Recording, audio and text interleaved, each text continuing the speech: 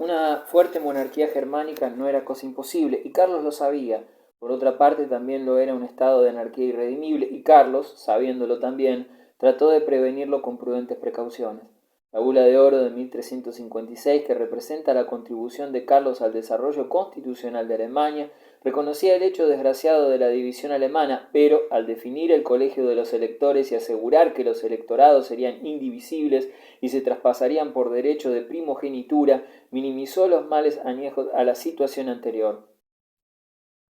Carlos entonces se negó a ser envuelto en aventuras heroicas e inútiles en relación con el esplendor de su título imperial. Declinó desempeñar el papel de emperador medieval, perdido en la confusión de mil asuntos que reclamaban su atención desde todos los rincones de sus vastos dominios. Lo que intentó fue tarea más limitada, pero más práctica, de convertir su reino hereditario de Bohemia en el estado más fuerte de la Europa central, y en ello consiguió éxito. Cualquiera que sea el aspecto que observamos, todo indica que, bajo el benéfico cuidado de Carlos IV, Bohemia crecía en influencia y en poder.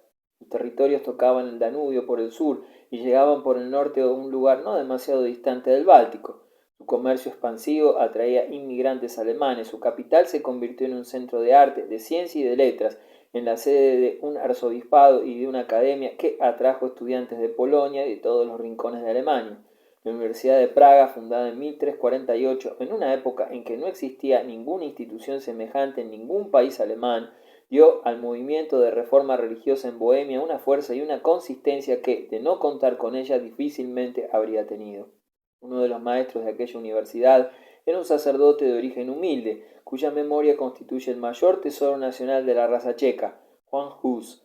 Había nacido en 1369 y era un hombre de rara pureza y de rara profundidad de carácter, estudioso, patriota, de gran elocuencia como predicador y que se consagró desde el primer momento a atacar las variadas corrupciones de la iglesia bohemia.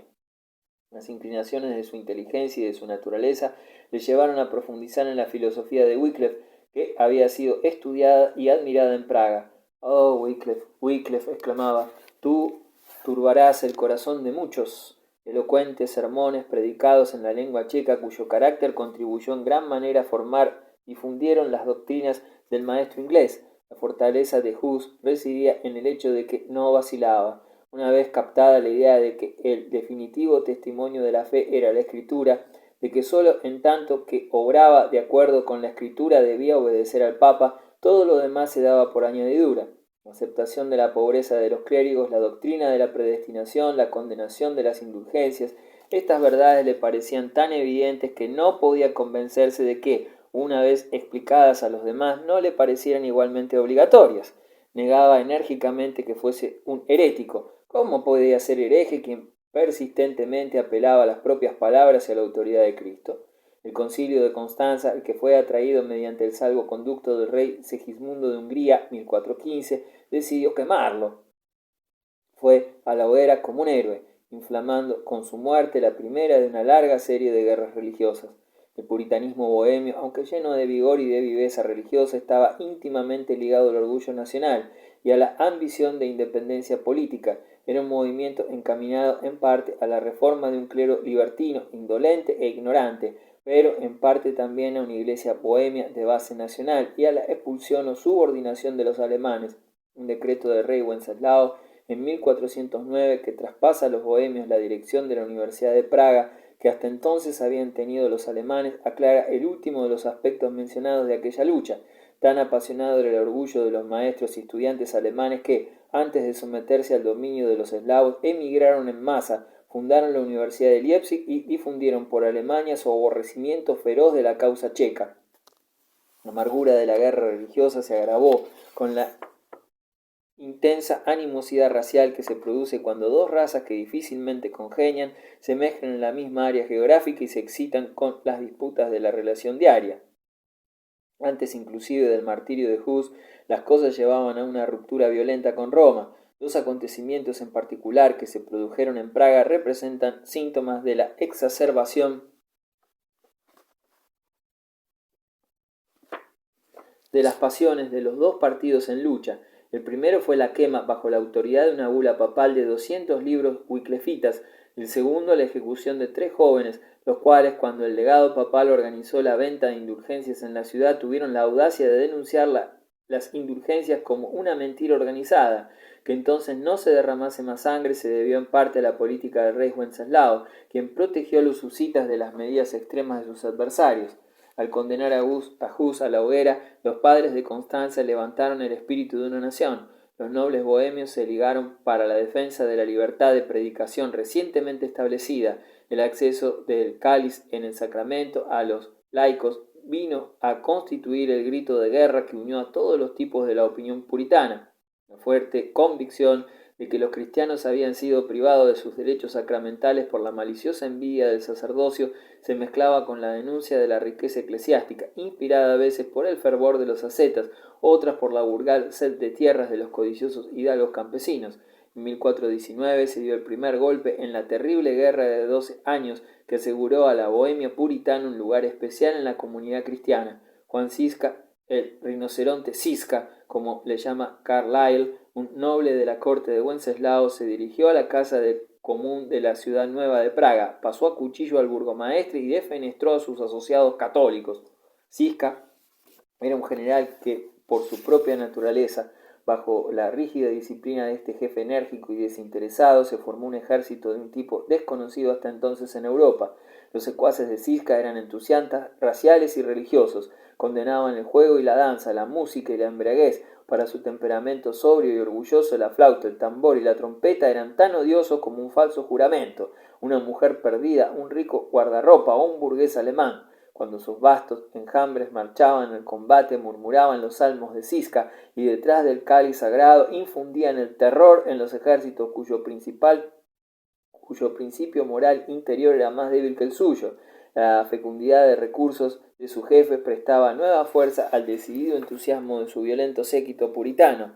Cisca fue el primer jefe militar europeo que usó en gran escala el arma de artillería, o que comprendió el valor que una barricada móvil de carros como factor que podía contribuir a la fuerza de un ejército de labriegos. Como Praga era demasiado tibia para poder confiar en ella, estableció un cuartel general de operaciones en la elevada colina de Austi, que en el lenguaje bíblico de sus secuaces era conocido como el Monte Tabor. En tanto que Cisca vivió para guiarlos, los taboristas fueron invencibles.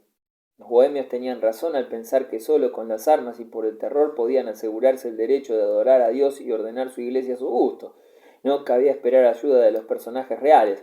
Wenceslao, el amistoso aunque incompetente libertino, murió en 1419. Su hermano Segismundo, rey de Hungría y de los romanos, demostró ser no un amigo, sino un encarnizado enemigo, que hubo de arrojar de Bohemia por la fuerza de las armas. Se ofreció la corona a Polonia, pero el soberano de aquel país pobre y desprotegido, por cobardía, rechazó una oportunidad que no debía presentarse ya de nuevo, de formar una gran confederación eslava que hubiera podido pretender, con la ayuda de las ideas bohemias, la adhesión tanto de los que seguían el rito romano como los del rito griego. Luchando aislados y constituidos en república contra su propia voluntad, con generales improvisados y ejército improvisado, los checos resistieron 5 cruzadas, derrotaron los indisciplinados ejércitos imperiales uno tras otro, pasaron a sangre y fuego el corazón de Alemania y llegaron a obligar a la Iglesia romana por primera vez en su larga historia a firmar una capitulación. Los husitas presentaban un frente unido contra el pontificado y contra el mundo alemán.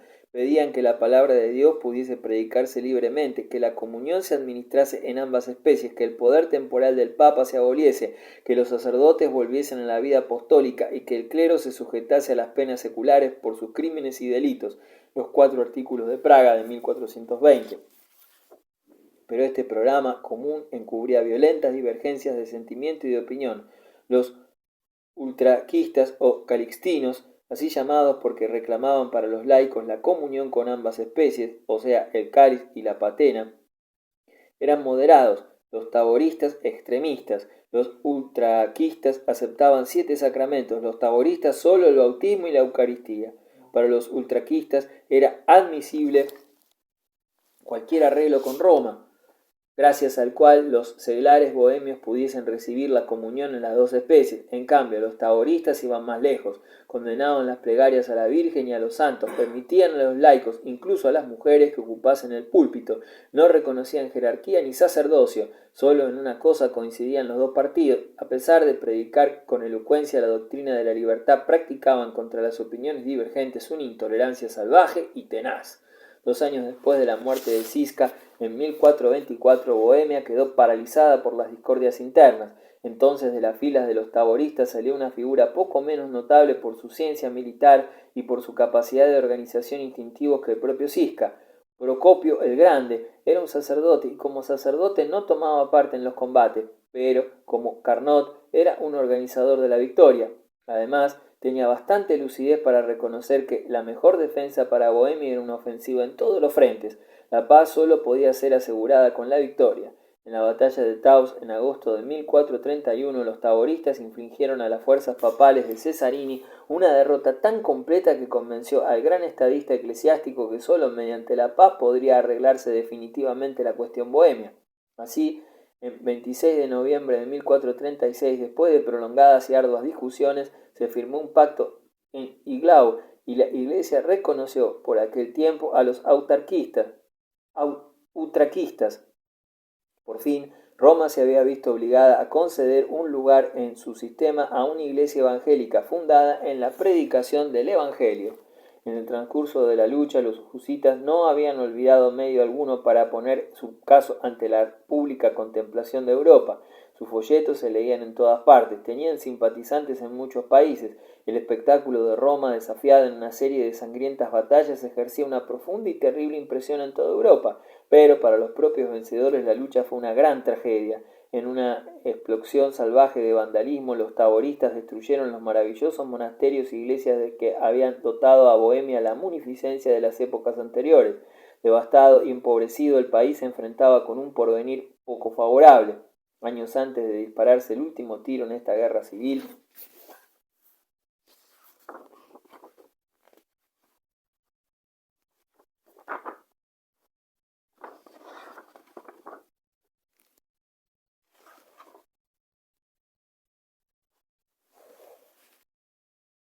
el entusiasmo del primer momento había desaparecido entre los sectarios. El famoso ejército taborita, viéndose obligado a cubrir bajas con soldados de fortuna, había dejado de representar antes de la paz con Roma lo que tenía de mejor el pensamiento religioso de Bohemia.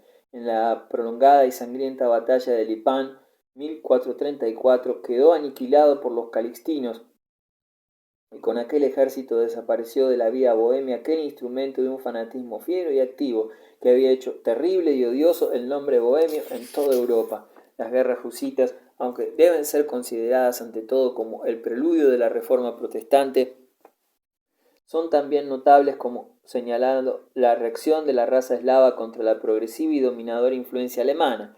La lucha de los checos no puede comprenderse si no se penetra en las emociones de un pequeño pueblo que luchaba para mantener su espíritu contra una raza más numerosa y más adelantada. La disciplina apasionada y el sacrificio espontáneo hicieron a los checos dueños de su destino, pero los frutos de la victoria les fueron arrebatados por una nobleza codiciosa y los perdieron en 1620 en la batalla de la Montaña Blanca, cuando la causa protestante fue vencida y el pequeño país con su cinturón de montañas cayó en la red austríaca y católica, de la que sólo fue libertado después de largo malestar y largos sufrimientos por la espada reluciente de la Gran Guerra, 1918.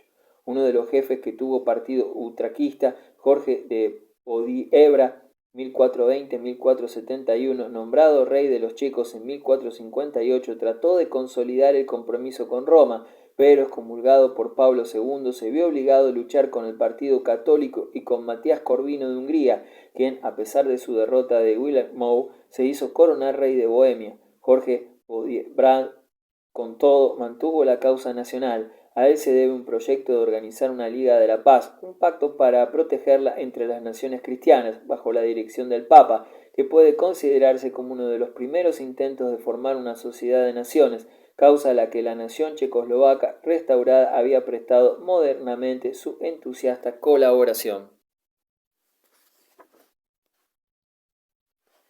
La inmensa dificultad de conseguir que Europa realizase una obra común que en los tiempos recientes se ha sentido tan intensamente en Ginebra, la ilustra de manera singular durante el siguiente siglo XV el fracaso del movimiento del concilio en la reforma de la Iglesia. Nadie que fuera razonable negaba en aquellos tiempos que la Iglesia necesitaba con urgencia una reforma.